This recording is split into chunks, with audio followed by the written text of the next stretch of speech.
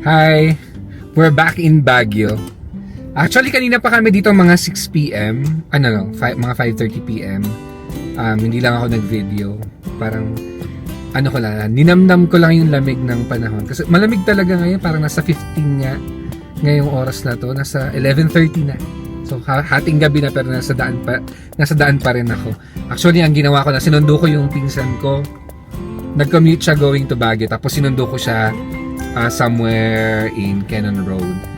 Tapos ayun, kasama ko na siya, pati pamangking ko, pero pinabili ko muna sila ng kape. Andito lang sila sa harap sa Dunkin Donut. Ayan. So intayin ko lang sila. Sobrang biglaan ng lakad na to.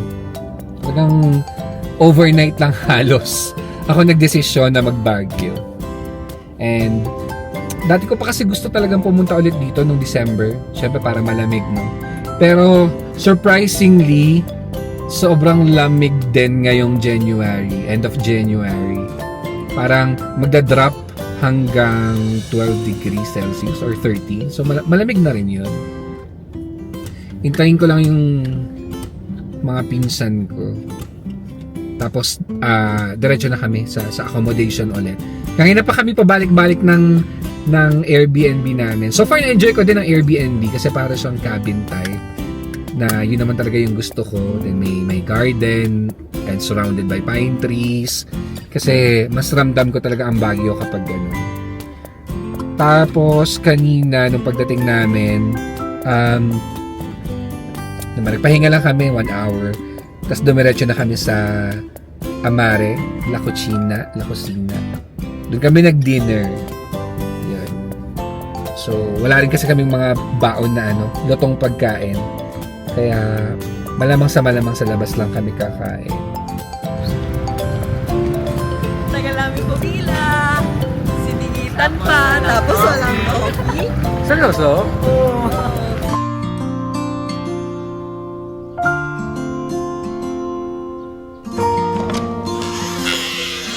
Oo. Popo. Lamig.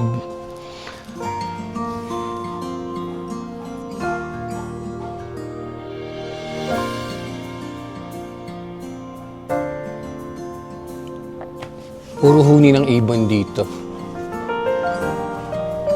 Fresh yung air. Tsaka maraming flowers. May mga nakikita akong butterflies na naglilipad.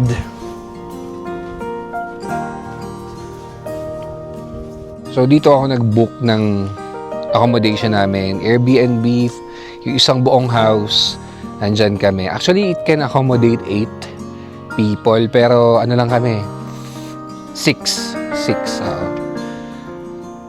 Nagustuhan ko siya kasi, napapaligiran siya ng pine trees, which is, iyon naman talaga yung vibe dito sa Baguio. And maraming halaman, meron din siyang lawn, perfect to para sa pet namin. Actually, nag-struggle ako na maghanap ng Airbnb or ng accommodation kasi meron kaming pet. And medyo malaki yung size ng Aspin. Kaya, ayun, especially yung mga condominium unit, maliliit lang yung allowed nila. So, di ko alam kung meron pa akong dumi sa mata. Kasi kagigising lang din halos, tas diretso breakfast. Eto, slow morning lang as usual. And ayoko rin talaga ng gumagala. So, the plan today, to be honest, wala. Lunch lang, tapos kape, dinner sa labas. Pero dahil kasama ko yung isa ko pang pamangkin, it's his first time dito sa Baguio. Kaya, tinanong ko siya, ano yung one destination or one tourist spot sa Baguio na gusto niyang mapuntahan. Kasi binigyan ko naman siya ng heads up na ayoko talaga ng libot. Sabi niya, Strawberry Farm. So, ayun. After namin mag-lunch, I'm thinking nasa Valencias kami mag-lunch. It's a Spanish restaurant. Favorite doon nung pinsan ko tsaka ng pamangkin ko. Hindi ko na ipapakita yung loob, no? Pero kung may makapanood nito at gustong mag-book, sa Airbnb ko lang siya nakita. And the place is called or yung property, it's called Maxis Place. Yan.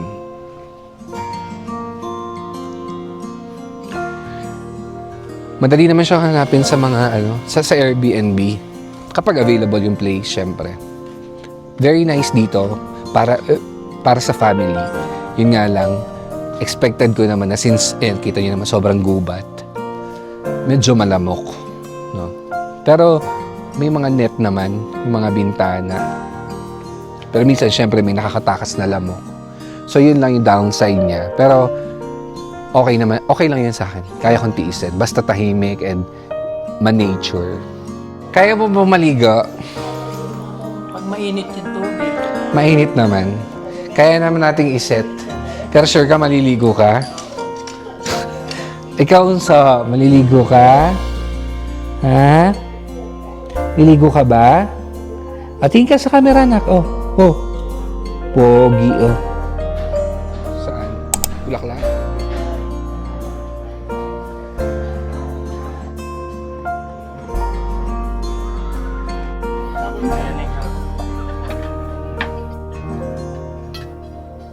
Nakaraan, sobrang laki ng ganito, no? Yan sa Plaridel. Papunta kami ng Wright Park. Supposedly sa Strawberry Farm kami pupunta. Kaso, nung chinek ko sa Waze, 1 hour ang biyahe. Tapos may traffic pa. Yun yung gusto ko makita nung nephew ko. Sabi ko sa kanya, next time na lang doon. Hanap na lang kami ng malapit na pwede niyang makita. Kasi first time niya dito sa Baguio. So si nanay naglalakad. medyo pataas yung nilalakaran namin. Pero kaya naman daw niya. Malapit lang naman to from the parking area.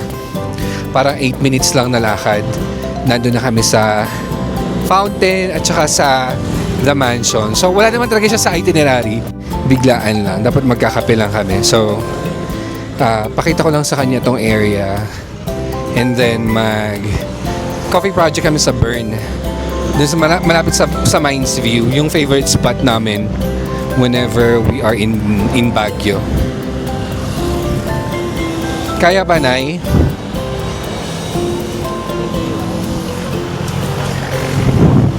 Hindi yan yun. Ipil. Nag-i-scout na siya ng mga halaman tsaka mga puno. Lapit na kami. Few steps away.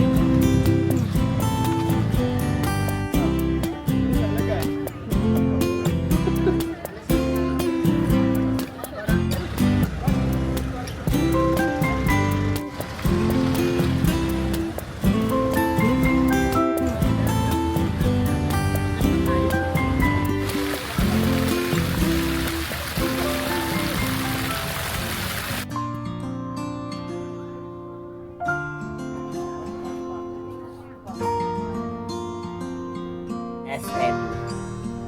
Ano yung SL? Spanish latte. Latte. Mine.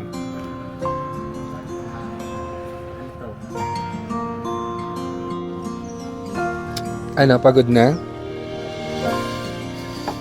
Gusto ko pagod na ako. Ano mamayang gabi? Kakain lang naman mamayang gabi.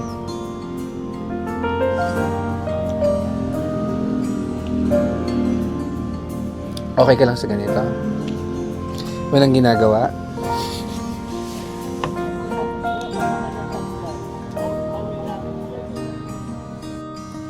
So I have my Spanish latte. Hot. Kasi malamig ngayon. Expected na drop ng temperature hanggang 13 degrees. I'm with my cousin, nephew. Yan, nag-order lang sila ng iced coffee and anong tawag dyan, Kyle? Frap. And si nanay na hindi nag-order pero kumukuha ng mga halaman at buto ng halaman. So mag-spend lang kami dito ng 1.5 hours siguro. Hintayin lang namin ng sunset at ang city lights dito sa view deck or sa overlooking ng Coffee Project Bern. Well, every time na mag-visit naman kami dito sa Baguio, hindi pwedeng hindi kami mag-drop by dito, no? Kahit once. Sarap kasi mag-spend ng afternoon dito. Feel na feel mo yung lamig kasi Ayan, dito, bundok, open space. May mga nagpipicture-picture din doon, family. Ganda ko dito. Then after namin dito, balik muna kami sa sa Airbnb. Pahinga ng kaunti for dinner naman. Siguro mag-dinner lang kami malapit doon para hindi na rin ganun kahasal ang biyahe.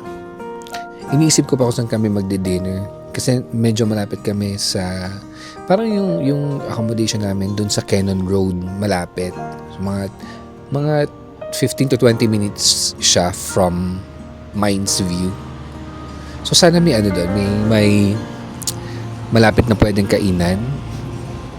I think meron doon may parang kainan doon, a restaurant na medyo kilala din sa Baguio ay yung Bruno's.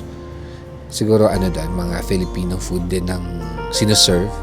So try namin, and pet friendly din sila kasi ngayon nga yung struggle namin kailangan laging pet friendly. So number 1 yan concern namin.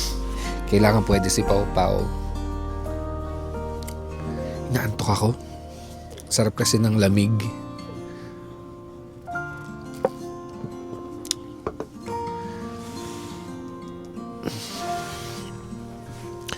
Habang ini-enjoy yung ganitong view, padilim na. Pero maganda pa rin sa paningin.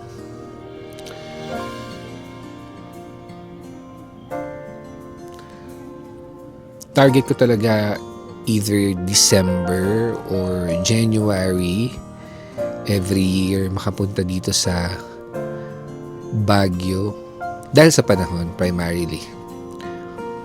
Then in between na pumupunta rin naman kami, let's say pag summer or mid-year. I don't know, ano siya sa akin, therapeutic. Gusto ko talaga dito. Ang lakas Sapa, Vietnam. Ganun na ganun kasi may mountain range, tapos malamig din yung panahon. Kumbaga, ito na yung version ng winter dito sa atin, sa ating tropical country.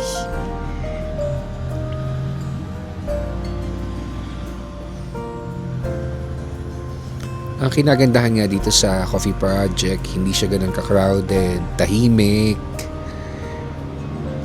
Alam mo yun, parang ang sarap mag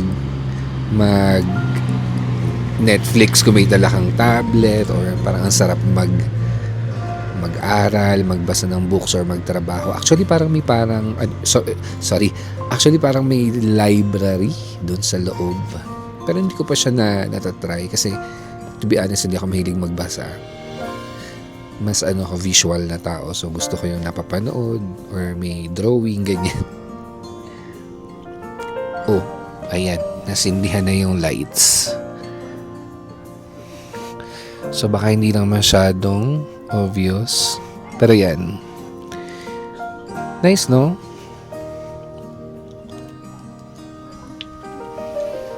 Yan. Baka mamaya pumunta din kami doon sa may mga pine trees na yun. Gaya nga ng sabi ko dati, nandun yung elevated area. Suki kami nung lugar na yun. Ay, maganda, may mga lantern na siya ngayon. May mga bigger lights, parang mga lantern. Eto. Kita ba? Ano yung mga bigger lights na yun? Para siyang mga lantern. Okay. Appreciated. May added touch or may bago na ino-offer sa paningin. Sa kagaling, Nay? Nalamigan ka? Pero na-enjoy mo ba yung lamig? So hindi ka nagsasawang pumunta dito sa Bern? Tuwing Baguio, dadaan tayo dito. Tuwing Baguio daw, gusto niya dito. Mas maliwanag ngayon, no? Kumpara nung last punta namin.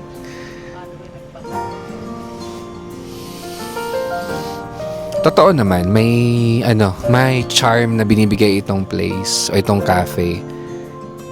And yun nga, number one is hindi siya ganun ka-crowded katulad ng ibang cafe dito sa Baguio. Pero binilhan nila ako ng kwek-kwek and tender juicy hotdog na inihaw. Ano na ba yung mga halaman na nakuha mo? Ala, yung pa rin yung buto lang. Tingin mo ba mabubuhay sa atin yun? Baka sakali, ba't yung nando dun sa ano? Di ba kumuha ka na nun last time? Oo. Mura. Hindi siya kaganyan kasi noon pa lang yung namumulaklak. So ngayon yung mga nakuha daw niya dry seeds na and malakas daw ang probability na mag-bloom or mag-sprout yung mga seeds. 1, 2, 3. One more. 1, 2, 3. Ano kinain niya? Ano yan? Ay, natuwad naman, oh. Ang hotdog. Ayan na sila. Say hi to the vlog.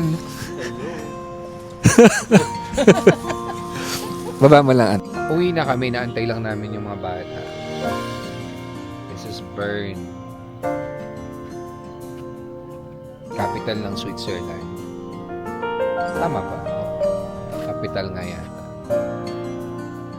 Picture daw sila sa taas. Ay, no, may mga bulaklak. Nakita mo ba? Oo, marami. Daming.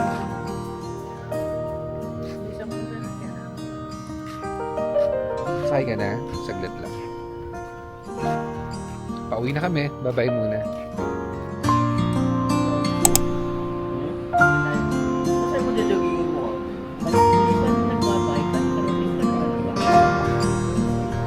Sa bike.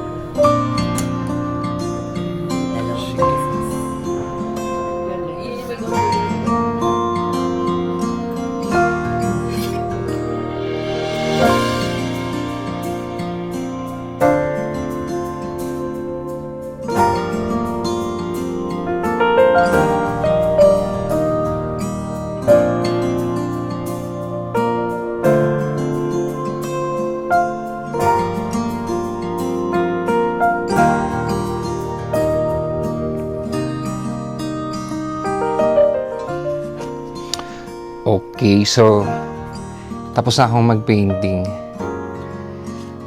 Happy naman ako. Actually, ano lang to, ito yung ang naging inspiration ko itong cabin house kung saan kami nagstay. Pero marami akong tin week para mas maging vivid yung color, mas maaliwalas, tas may parang mist, fog, ganyan. Ang daming lamok, sorry. Nasa labas kasi ako din. Yan nga mapuno. Kaya maraming mga lamok, insekto. So happy naman ako sa kinalabasan. Ito siya. Yan.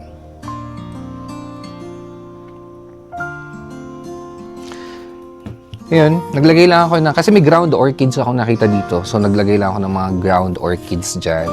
Yan. And then, bright naman yung sun. So parang gusto ko ng something na magko-contrast dito. Yung gusto ko bright and warm. And then, yung background nilagyan ko ng parang shade ng purple, blue, gray. Para mukha siyang may fog. And then yung mga pine trees, yan, kinalat ko lang sila dyan. So happy naman ako. Actually, maya-maya magche-check out na kami. Mga 3 p.m. So it's already 1 p.m. I still have 2 hours to pack my things. And kanina pagkagising ko, nag-breakfast lang, tas paint na agad. Happy ako dito sa souvenir. So, ready to go home na later. Thank you, Baguio.